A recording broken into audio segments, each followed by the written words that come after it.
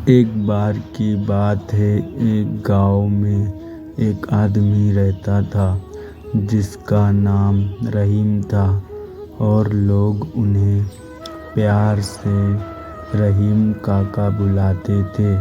हर रोज की तरह आज की सुबह भी रहीम काका खुशी खुशी अपने काम के लिए निकले। आज रहीम काका बहुत खुश थे क्योंकि 2 दिन बाद ईद थी और वह ये सोच रहे थे कि इस बार वो अपने परिवार के साथ मिलकर खुशी से ईद मनाएंगे।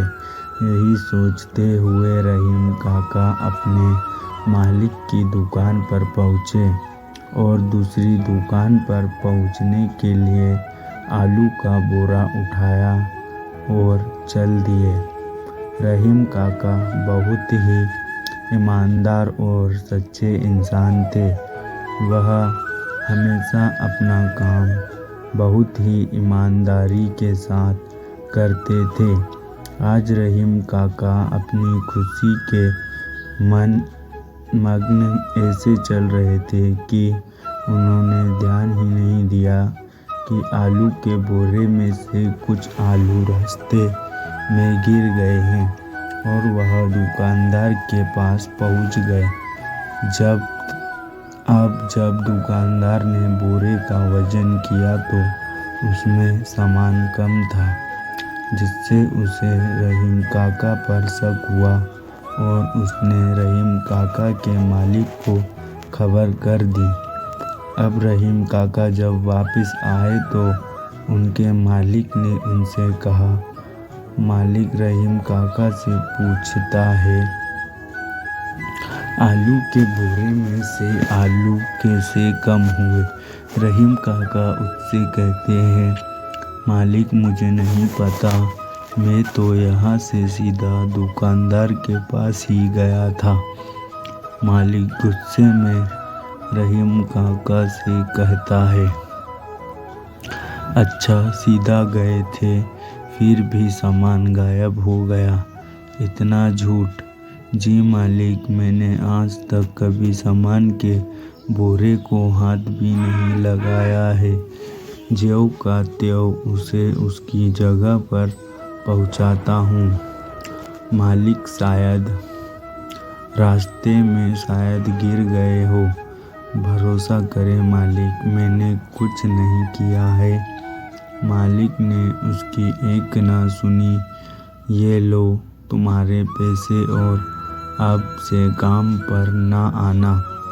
यही बोलते हुए मालिक ने रहीम काका को काम से निकाल दिया है। अब रहीम काका दुखी मन से, उदास से चेहरे के साथ वापस घर को चल पड़ते हैं। इस बार वो घर जाने के लिए जंगल का रास्ता लेते हैं और वही सोचते सोचते रास्ते में उन्हें एक बकरी और उसका बच्चा मिलते हैं।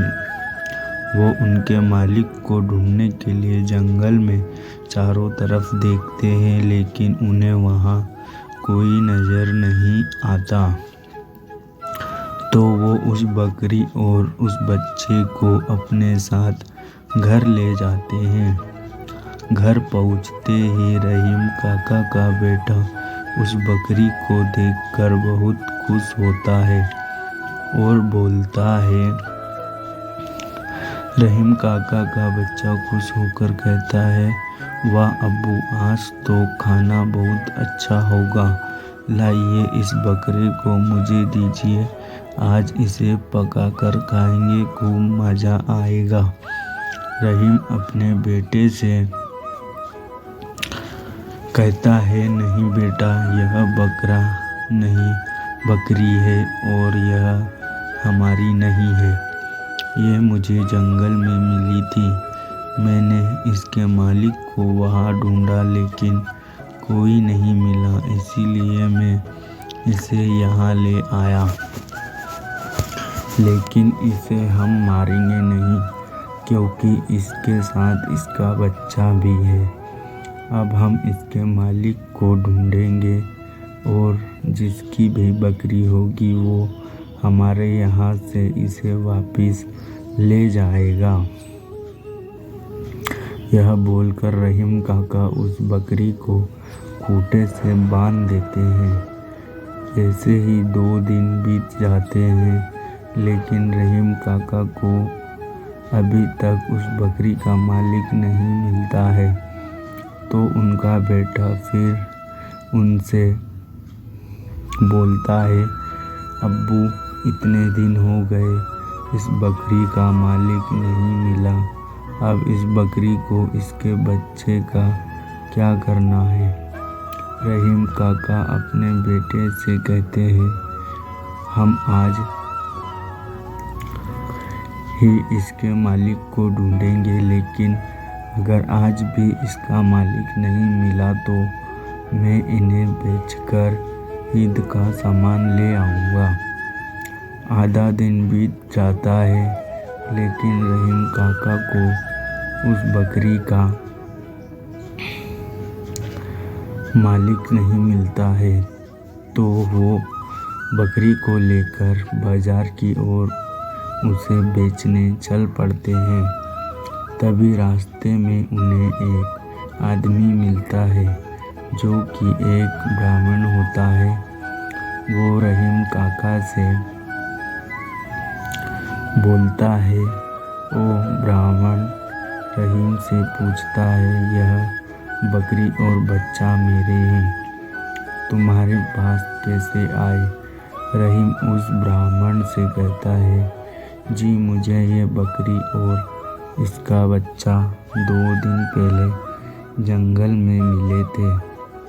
मैंने इसके मालिक को ढूंढने की बहुत कोशिश की, लेकिन कोई नहीं मिला।